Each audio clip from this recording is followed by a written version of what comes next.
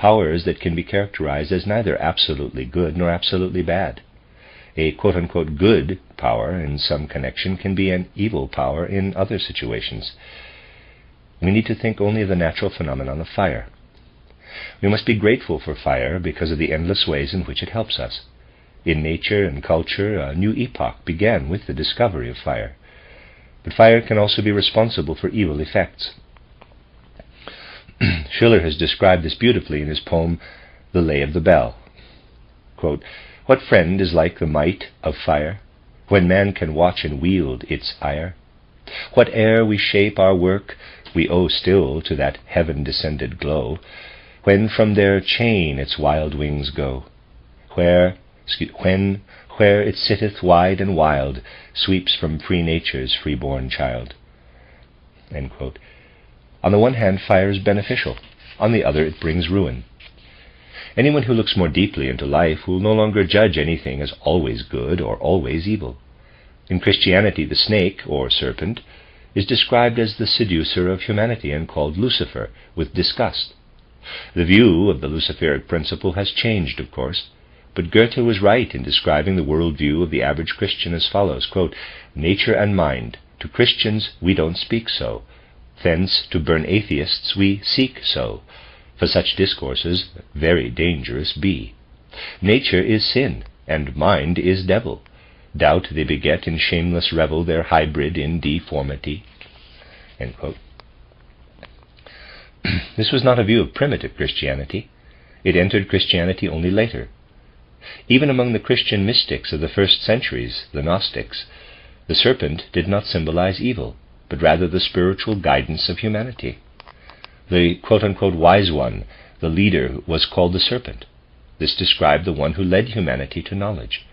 The serpent is the symbol of Lucifer. In the changing Faust legend, we can follow the transformation of the way in which the Lucifer principle was understood. Faust was a figure from the Middle Ages, half charlatan, half black magician, who practiced all kinds of arts, but gradually came to represent a certain archetype to people in that era. The Faust legend is the opposite of the Luther legend. Luther is the man of God who, with Bible in hand, resists evil and throws an inkwell at the devil. Faust, on the other hand, at first sets the Bible aside and becomes a physician who seeks wisdom instead of mere revelations of faith. Faust is fetched by the devil and is destroyed. The greatness of Goethe is that he allows Faust to be redeemed. This is a complete transformation of how the Faust character has been understood in past centuries. Goethe cast the Luciferic principle in the form of Mephistopheles against Faust. Mephis means liar, Tophel means ruiner. It is an Hebraic name taken from ancient teachings of magic. Faust is the white magician, in contrast to Mephistopheles, who represents the emergence of black magic. Goethe does not allow Faust to fall to Mephistopheles. The name Lucifer means the bearer of light, from lux, meaning light, and fero, meaning I bear, in Latin. This cannot be a principle of evil. To truly understand this principle, we must imagine ourselves back in very ancient times. If we want to understand the principle of Lucifer, we must think of the divine and human principles as they were construed in the earliest times of Christianity. When human beings began to develop, other beings were lower, while others were higher. These higher beings were gods. They became gods only after a long period of development. They no longer needed to receive the same teachings that human beings need. We think of earthly existence as having been preceded by another planetary existence, during which the gods, who later became creative powers, evolved. The gods have developed ahead of us. In a sense, they have already graduated from the school we are now attending. At a certain stage at the outset of their evolution, the gods were also human beings. We must look at how the various stages of existence relate to one another, beginning with the mineral, plant, and animal realms. When we consider the mineral kingdom, we must ask how it actually arose. This inquiry leads us to a deep esoteric truth. Take the example of coal. It is stone today. Several million years ago in Earth's evolution, what we heat our stoves with today was still contained in a beautiful forest of ferns. Due to a geological catastrophe, the trees were covered and went through a process that transformed them gradually into coal. With coal we can confirm that lifeless matter arose from the living. There were constituents of the mineral kingdom for which this is not as easy to ascertain, for example diamonds and quartz crystals, but these too once were a part of a life-bearing being. If we go farther back in time, we find plants that were later petrified into these other minerals. All dead matter has come from a single life. If all life were one day to be petrified, the earth would become a rigid body. Our plants of today are entities that managed to preserve life from an earlier age, when life was universal. Part became petrified, but another part succeeded in maintaining life. The ancient forests of ferns became petrified. A new kingdom arose upon which new life then walked. At first there was an age when there was only life. Then a new age came when a part became petrified, and alongside it a young plant kingdom arose. The mineral kingdom is not chaotic, but rather beautifully organized. There is a wisdom in it. The entire framework of the earth is construed with wisdom. The plant kingdom preserved life. But we can trace itself back to an even higher kingdom. We can think of all living things as having come forth from this higher kingdom. That is the kingdom of love. A primal being must have existed there, a being that sheltered love within it. From that being, the kingdom of life separated itself off, and from this kingdom of life, the kingdom of wisdom separated off. Besides this, a younger kingdom of love was split off from the original kingdom of love. The beings of this younger kingdom stand at the level of the animal, and already express love for the first time. But there is something still higher. The divine stands above all these kingdoms. The other kingdoms have all been formed from the divine. Now you understand how, at the beginning of our planetary evolution, the human being and God faced each other just as the mineral and plant kingdoms of nature stood in relation to each other at the beginning. Earlier there was a plant kingdom that did not need a mineral kingdom. But the younger plant kingdom needs a mineral kingdom.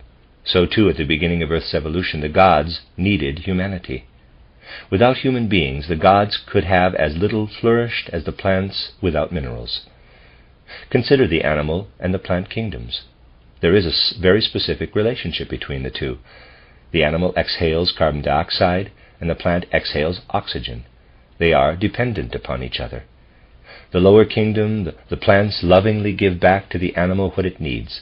The plant keeps the carbon dioxide for itself and gives back the oxygen. Thus we have an ongoing wonderful exchange between lower and higher kingdoms. Such an exchange also exists between the plant and the mineral kingdoms. The plant is constantly lifting the substances of the earth out of the mineral kingdom, and thereby raising them into a life process. In this way a higher kingdom works on a lower kingdom. Likewise, at the beginning of Earth evolution, the kingdom of the gods worked with the human kingdom. At first there was an interaction such as that between plant and mineral, between animal and plant. The interaction between gods and human beings first found expression in what we call love among human beings. When human beings first appeared on the earth, they embodied both sexes in one organism. This power of love, of relationships between people, is what the divine used to express itself at the beginning of Earth evolution. The gods receive the love that pulses through human beings and live from it, just as animals live from the oxygen provided by plants. The love that lives in the human race is the nourishment of the gods. In the beginning, everything was built on this love. Blood ties connected people. This is the basis of tribes, groups, and ethnic groups.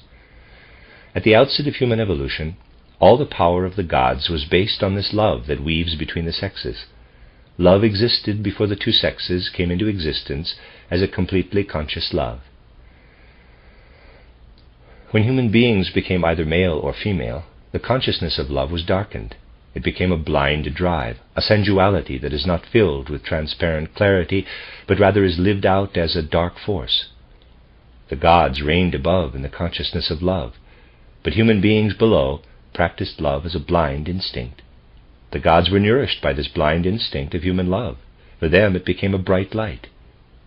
A clairvoyance is possible that allows everything that lives in the human being as blind instinct to become perceptible. At the beginning of human evolution, the gods had this vision, but human beings lacked this ability. They were filled with passions. They were flooded with what drives the two sexes together. The gods lived in the astral light. They saw these drives and lived from them. Earlier, a younger plant kingdom remained behind and pushed back the mineral kingdom. Likewise, a new realm of gods arose from an ancient realm of gods. Humanity, as presently constituted, then came into existence. There were also beings that had not developed full consciousness in the astral light. They stood between gods and human beings when humanity began its existence on the earth. These beings we call the hosts of Lucifer. Under the influence of the gods alone, who had attained their perfection during earlier evolution, the human being would have remained without the astral light, without knowledge. These gods were interested in nothing more than that the human being live on the earth. But Lucifer had to make up for development he had neglected earlier. He could do this only if he employed the human being for this purpose. The realm of the senses was a part of the human kingdom. Lucifer had no sensory existence. He had to use the bodies of human beings in order to advance himself. For this reason, he had to give human beings the ability to see in the light what the gods had implanted in them. The gods implanted love in people. Lucifer had to seduce them into seeing it in the light.